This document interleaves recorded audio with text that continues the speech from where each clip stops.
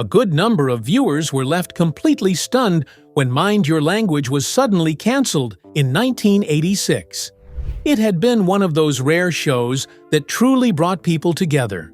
It was funny, light-hearted, and full of charm. Families tuned in week after week, falling in love with the quirky mix of characters from all corners of the world. It had all the makings of a long-running classic and looked like it was only just getting started. But then, out of nowhere, it vanished from the screen. What most people didn't realize at the time was that behind the laughter and ratings success, trouble had been quietly brewing. And it all came to a head with one highly controversial scene, one that would go on to seal the show's fate. So what scene was so controversial it got Mind Your Language off air? Join us as we peel back the curtains on this one. All you need to know about Mind Your Language. Mind Your Language was a British sitcom that first hit TV screens in 1977, airing on ITV. It was produced by London Weekend Television and directed by Stuart Allen. The series ran for 3 seasons between 1977 and 1979 and was later revived briefly in 1985, though in many ITV regions it aired in 1986, with 6 members of the original cast returning for the reboot. The show's setting was simple but unique, an adult education college in London. At the heart of it was Mr. Jeremy Brown, an English teacher tasked with guiding a class full of foreign students from all corners of the world, all trying to learn English as a second language. The group couldn't have been more different. Different countries, different cultures, different religions. Yet somehow, all their clashing personalities and misunderstandings came together in one small classroom, creating a recipe for chaos, comedy, and the occasional heartwarming moment. The show was originally commissioned by Michael Grade, who was the director of programs at London Weekend Television at the time. Most of the first 3 seasons were recorded live on Tuesday nights in Studio 2 at the South Bank Television Centre, while the later revival was filmed at Uxbridge Technical College in Middlesex. The show pulled in massive numbers, attracting about 18 million viewers at its peak. And eventually, Mind Your Language found a second life overseas. It was sold and aired in countries like Pakistan, India, Sri Lanka, Malaysia, Australia, New Zealand, Nigeria, Ghana, Kenya, and Singapore. It even became one of the first British shows to be broadcast in South Africa following the end of the British Actors' Equity boycott. In Canada, it ran on CBC from 1978 to 1982, and it also appeared in the US on select ABC affiliate stations during 1985. Even years later, the show retained a loyal international fan base. In 2005, Jonathan Rigby noted that it was still being shown in several countries, especially those represented by characters on the show. As for home releases, a best of 4-disc DVD set was released in 2003 in the UK and in 2004 in North America. However, a few episodes were missing, including Kill or Cure from Series 1, Don't Forget the Driver from Series 2, Guilty or Not Guilty from Series 3, and the entire Series 4. A more complete release came in 2007 when Network dropped a 4-DVD box set titled The Complete LWT Series, which included all episodes from the first 3 series. The casts of Mind Your Language. Mind Your Language was more than just a sitcom. It was a melting pot of cultures, chaos, and charm, all wrapped into a single classroom. At the heart of the show was Barry Evans, who played Jeremy Brown, the soft-spoken English teacher tasked with the impossible, teaching English to a bunch of foreign students with wildly different backgrounds and barely any understanding of the language. Jeremy was a kind and patient man in his 30s, living alone with his Siamese cat Josephine, whom he fondly mentioned in the examination. A graduate of Oxford University with a Bachelor of Arts, he walked into the school completely unaware of the circus he was about to oversee. In the pilot, he was warned that the last teacher had been driven insane by the students, But Mr. Brown, ever the optimist, took on the challenge anyway. He meant well, but often found himself at his wits' end, completely thrown by the creative ways his students butchered the English language. One of those students was Giovanni Cupello, played by George Camilleri. Giovanni was the loud and lively Italian chef who always seemed to be in the middle of things. He became the class spokesperson of sorts, and later shared a flat with his best friend Max. Giovanni struggled with metaphors and big words, though sometimes he got answers wrong on purpose just to get a laugh. He had a colorful way of expressing himself, bursting out with phrases like Santa Maria, whoops, ada daisy, okay cokie, buona sera, and holy ravioli whenever something surprised him. And when it was time to apologize, he'd mutter a sheepish scusi. His full name was a mouthful: Giovanni Vincenzo Marco Dino Alberto Leonardo, and so on. And though his last name was sometimes spelt Capello in the credits, viewers knew exactly who he was. Then came Max Papandreou, played by Kevork Malakian.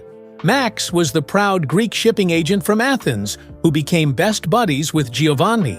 The two were almost always together, cracking jokes, misunderstanding Mr. Brown, and creating chaos.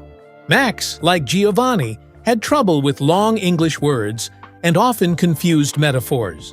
One classic moment came when Mr. Brown asked for a word that started with L, and Max confidently replied, elephant. His thick Greek accent didn't help matters either, as he had a habit of adding an H sound at the beginning of words starting with vowels. But even with all the mix-ups, Max and Giovanni had some of the best English in the class. Robert Lee took on the role of Taro Nagazumi, a Japanese electronics executive working for the fictional Bushido Electronics in London. Taro had a formal, almost robotic manner of speaking, and added O to nearly every word. Thank-o, England-o, and so on. Whenever someone addressed him, he'd reply with a quick, "Ah, so," and a deep bow. In the early episodes, there was some tension between Taro and Sue Lee due to the political friction between China and Japan during the 1970s, but over time, the two made peace and even became friends. Taro rarely parted with his camera, which he always had slung over his shoulder. Jamila Massey brought to life Jamila Ranja, a soft-spoken Indian housewife from Shimla, who in her early days in the classroom barely spoke a word of English. When Mr. Brown first asked her name, she launched into a string of sentences in Hindi. When she finally understood, she wrote her name in Urdu on the blackboard because she couldn't write it in English yet. In those early days, she relied heavily on her fellow classmate Ali for translation. But by Series 3, Jamila had improved a lot and could communicate just fine without help. She often referred to Mr. Brown as Master G, a respectful Hindi word meaning teacher. Her signature greeting was a warm, "Good happening," and she was often seen knitting during class. Her religious views were shown to be complex. In one episode, she swore on the Bible and wore a cross, but in another, she suggested that Buddhism was the true religion. In I Belong to Glasgow, she even crossed herself alongside her Christian classmates. Sue Lee, played by Pic Sen Lim, was the fierce and fiery Chinese secretary working at the Chinese embassy. A staunch communist, Sue Lee was never without her little red book of Mao, which she often quoted, much to Mr. Brown's annoyance. Her speech was heavily accented, and she frequently mixed up her R and L sounds, which led to many misunderstandings. Early on, she clashed with Taro due to their national tensions, but eventually they became close allies. In fact, Taro would often step in to defend her whenever someone said something against China. Mr. Brown, trying to stay neutral, would often respond to her quotes with a simple, "That's a matter of opinion." And then there was Juan Cervantes, brought to life by Ricardo Montes. Juan was a Spanish bartender with an endlessly sunny attitude. He rarely stopped smiling, even when he had no idea what was going on, which, to be fair, was most of the time. In the early episodes, Juan could barely speak English, answering almost everything with por favor, but he never let that stop him. His confidence was unshakable, even when his answers made no sense at all. Giovanni often tried to help him out by translating some key words, since Spanish and Italian are similar. But their conversations usually led to more confusion than clarity. Juan's classic catchphrase was, "S'all right," and whenever corrected, he'd say, "sorry," in his unmistakably Spanish way. Despite the language barrier, he had a soft spot for Mr. Brown, whom he affectionately called Senor Brown, and treated almost like family. We also had Ranjit Singh, played by Albert Moses. Ranjit was a devout Sikh from Punjab who worked for the London Underground. He had a decent English vocabulary but often confused general knowledge facts, which got him into some comical situations. Whenever he was corrected, he'd press his hands together and offer a polite 1,000 apologies. He was usually late to class and quick to clash with his Pakistani classmate Ali, especially over cultural and religious differences. Still, over time, their constant bickering mellowed into a genuine friendship. One memorable episode featured a woman named Surinder, who showed up at the school claiming she and Ranjit had been betrothed as children.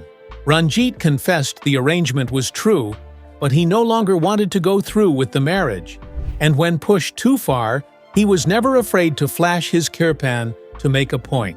Ali Nadim, played by Dino Shafiq, was Ranjit's foil in many ways. A hard-working and honest Muslim from Lahore, Pakistan, Ali often found himself in disagreements with Ranjit, but also shared many of the same struggles. At the start of the show, Ali was unemployed, having previously worked at the Taj Mahal Tandoori restaurant in Putney. He later landed a job as a traveling salesman. While his intentions were good, they often landed both him and Mr. Brown in trouble. Ali's home life occasionally came into view. His wife, Rehana, appeared in 2 episodes, and in one of them, they even had a baby together. Françoise Pascal lit up the screen as Danielle Favre, the flirtatious French au pair who was impossible to ignore. From the moment she walked into the classroom, she stole the attention of every man, including Mr. Brown. Danielle wasn't shy about her feelings and often found herself in awkward situations with the teacher. Giovanni and Max were easily distracted by her, often giving the wrong answers because they couldn't take their eyes off her. When Ingrid later joined the class, Danielle was clearly annoyed, and a light-hearted rivalry for Mr. Brown's attention began. Jackie Harding portrayed Anna Schmidt, the no-nonsense West German au pair who prided herself on her German efficiency. Anna took her studies seriously and improved steadily over the course of the series. She had a habit of mixing up her V and W sounds and frequently threw in the occasional German word when speaking English. She wasn't afraid to stand her ground either. She had surprising physical strength and often dealt with flirtatious classmates like Max with a well-placed punch. Her views were sometimes contradictory. In one episode, she passionately defended Lutheranism, but in another, she claimed there was no life after death. When Ingrid Svensson, played by Anna Bergman, entered the scene in Series 2, things got even more interesting. A Swedish au pair with a direct, no-filter attitude, she didn't hide her crush on Mr. Brown, which instantly put her at odds with Danielle. Ingrid struggled with sentence structure, often jumbling her words in sentences like, "You for I question answer." Despite transferring out at the end of Series 2, she made a return in Series 4, keeping the sparks between her and Danielle alive. Zara Nutley brought elegance and fire to the role of Miss Dolores Courtney, the school's strict, no-nonsense principal. She had little patience for men and was only convinced to hire Mr. Brown after giving him a 1-month trial. Miss Courtney often popped into the classroom unannounced, only to leave disappointed with the students' progress. She had a Master of Arts from Oxford and carried herself with the kind of seriousness that made the students tremble. There was even a moment where she opened up about nearly eloping in her youth. But the twist was that she was just 6 at the time, and her suitor was an 8-year-old boy. Holding things down in the school cafeteria was Gladys the Tea Lady, played by Iris Sadler. A lively woman in her 70s, Gladys was a widow and a staple of the school. She had a playful spirit, often teasing Mr. Brown and gossiping about Miss Courtney. Her warm presence offered a break from the classroom madness, and she shared a good-natured rapport with both Mr. Brown and Sid. Tommy Godfrey played Sid, the school's gruff caretaker with a thick Cockney accent and a love for rhyming slang. Only Miss Courtney ever called him Sidney. To everyone else, he was just Sid. Despite never marrying, he constantly complained about his wife, a woman he didn't seem to like much. He wore a black tie on their anniversary just to mark the misery. Sid had a habit of sneaking alcohol, tricking students into buying him drinks, and selling off school supplies for cash. He was hard of hearing, which led to plenty of hilarious misunderstandings, but he had a soft spot for Mr. Brown and Gladys. In Series 2, Gabor Vernon joined the cast as Zoltan Sabo, a Hungarian from Budapest who barely spoke a word of English. His go-to phrase was bocsánat, Hungarian for pardon, and he relied heavily on a phrase book to communicate. Giovanni and Juan tried to teach him slang, which only made things worse. Despite his constant struggle, Zoltan had his own charm. He loved music and magic tricks, and hinted at working as an entertainer. In one episode, he gave his English girlfriend an insulting letter meant for Miss Courtney and paid the price when she beat him up. After Series 2, Zoltan quietly returned to Hungary. Together, this group of characters turned a simple classroom into a comedy goldmine. Each brought their own quirks, flaws, and charm, making Mind Your Language a show that stood out, and one that's still remembered fondly decades later. In Mind Your Language, each character brought something unique to the mix, adding layers of charm, chaos, and comedy to the already unpredictable classroom. But what became of the actors behind those unforgettable roles?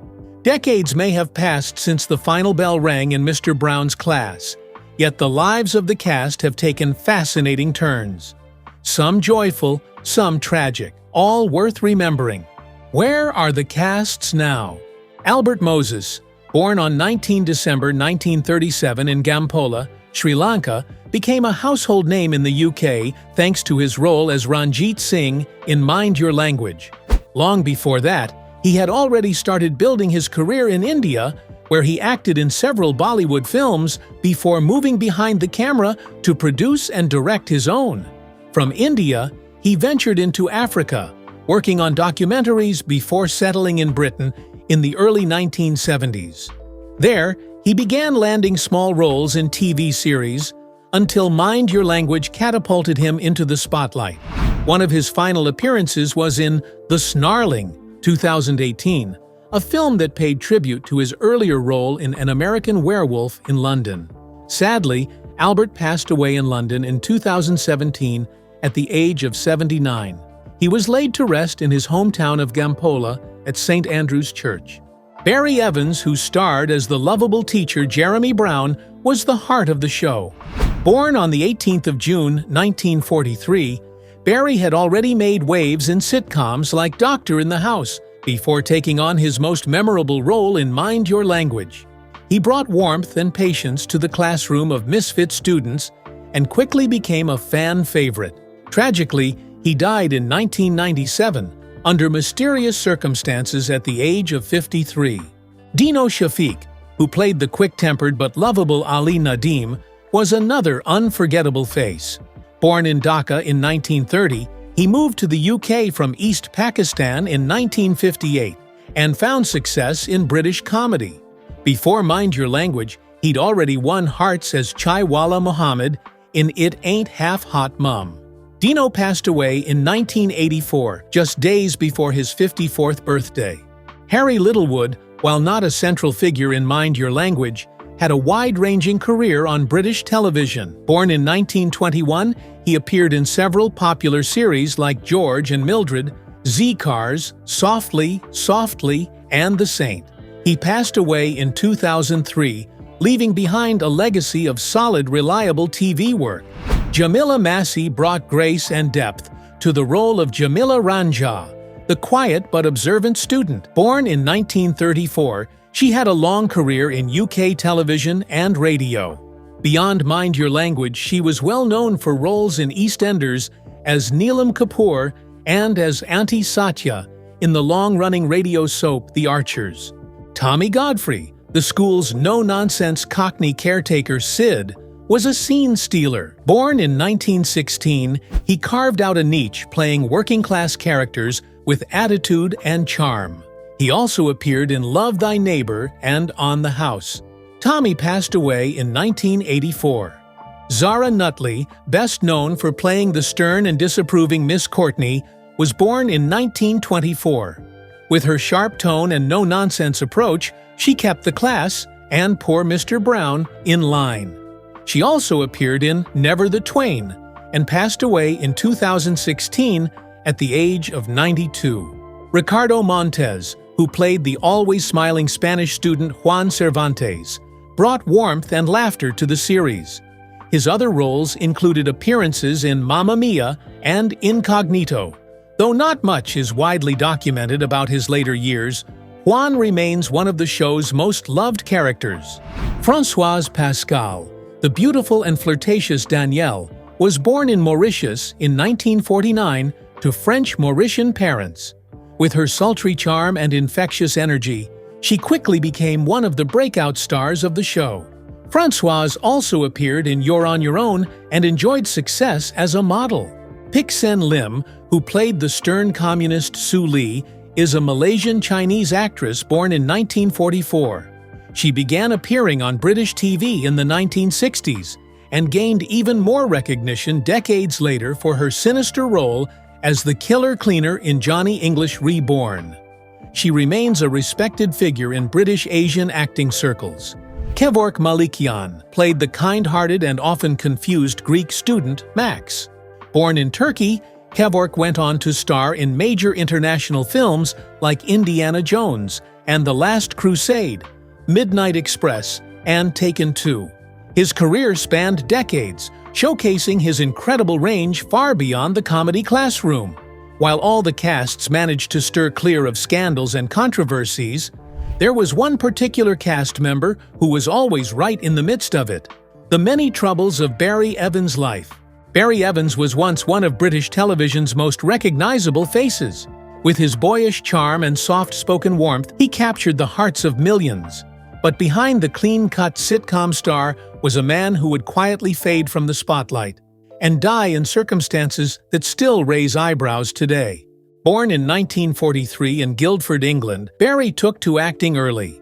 He performed in school plays, and his passion led him to drama school in London, where he honed his craft. By the time he was 25, he had already landed his first lead film role in the 1968 coming-of-age comedy Here We Go Round the Mulberry Bush. That performance turned heads and opened doors. Soon after, Barry became a television darling, leading the cast in the popular sitcoms Doctor in the House and Mind Your Language. With his schoolboy smile and innocent air, he quickly developed a reputation as something of a heartthrob. He was always cast as the charming young doctor, the kind teacher, and the sweet-natured bachelor. Audiences adored him, but fame didn't come without struggle. Barry was often described by the press as a loner, someone who kept to himself. Over time, whispers began to circulate that he might have been hiding his sexuality. At a time when being openly gay could cost an actor his career, especially one known for playing romantic leads, it's been suggested that Barry may have kept that part of his life private to preserve his place in the spotlight. Unfortunately, the roles that once came so easily began to dry up. By the late 1980s, Barry's youthful looks, once his biggest strength, became a limitation. Mature roles were hard to come by. His last acting credit was in 1993, and not long after, he stepped away from the industry entirely. He took on taxi driving to make ends meet, and occasionally helped out at a friend's hotel in Leicestershire. Then came the tragic twist that no one saw coming. On the evening of February 8, 1997, Barry called police to report that his taxi had been stolen from outside his home in Lutterworth. That same night, at around 5 a.m., he made a phone call to a friend, asking them to call him back. When they tried to reach him later, there was no answer. The next day, police found his stolen car in the nearby town of Hinckley. When they went to inform him, they made a chilling discovery. Barry's body was lying on the floor of his living room. The phone lines had been cut sometime after his early morning call. His credit cards were missing. On the table nearby, police found a half-empty bottle of whiskey, a handwritten will, and a decades-old packet of aspirin dated 1971. There were no traces of the expired pills in his system, but toxicology reports showed he had 4 times the legal alcohol limit in his bloodstream. He also had a head injury, but not one clearly linked to a cause of death. The coroner issued an open verdict. There wasn't enough evidence to say whether Barry had taken his own life, had fallen and hit his head, or had been attacked. One theory suggested he may have been preparing to overdose on alcohol and pills, but passed out before going through with it. A book covering his death noted the bizarre nature of it all, calling it the stuff of black comedy. Then, in April 1997, police arrested an 18-year-old man for stealing Barry's car. It turned out the young man had known Barry and sometimes visited his home. On this occasion, he had told Barry he wouldn't be coming by anymore. Their relationship remains unclear. It was described as a friendship, often in quotation marks. But despite the arrest, charges were dropped by January 1998 due to lack of evidence connecting the young man to Barry's death. The media at the time floated the idea of suicide, pointing to Barry's declining fame and isolation. But others questioned that narrative, especially considering the blow to the head and the cut phone lines. Whether it was foul play, an accident, or something else entirely, the truth has never come out. His death remains a mystery, and no new leads have surfaced since the late 1990s. Still, Barry Evans is fondly remembered for the charm he brought to Mind Your Language, a show that, despite its success, would later find itself at the center of controversy. Because behind the laughs and lovable characters was a deeper issue, one that eventually led to the show's downfall: the highly controversial scene that took the show off air. Mind Your Language was officially cancelled in 1986 by London Weekend Television, the same network that had produced it. Looking back, they admitted it probably should never have made it to air in the first place. At first glance, the idea didn't sound too bad. A group of immigrants from places like India, Pakistan, Italy, and Greece come together in a classroom to learn English. It had the potential to be a smart, funny look at cultural misunderstandings and shared human experiences. But instead, what viewers got was something else entirely. The show leaned hard into lazy stereotypes. Every character was a walking cliché: funny accents, exaggerated outfits, and over-the-top behavior that mocked rather than celebrated their cultures. It didn't matter where the characters were from, no one was spared. The humor wasn't clever. It was designed to poke fun at people who were already being marginalized in real life. The show ran for 4 seasons, starting in 1977, and for a while it was everywhere. Reruns kept it alive long after it ended, and unfortunately, so did its influence. Many people of color at the time reported being taunted in public with offensive quotes from the show. It reinforced the tired idea that non-white immigrants hadn't really fit in with British society. Author Sarita Malik put it bluntly in her 2002 book, Representing Black Britain. She explained that while the show brought many races into the same frame for the first time, it did so by clinging to crude national stereotypes. Michael Grade, the man who originally commissioned the show, later admitted it had crossed a line. At the 1985 Edinburgh Television Festival, he called it really irresponsible to have ever put it on air. Were you ever a fan of Mind Your Language? If so, which character was your favorite? Let us know in the comments below. Don't forget to like, share, and subscribe, and tap the next video showing on your screen. We promise you'll enjoy it.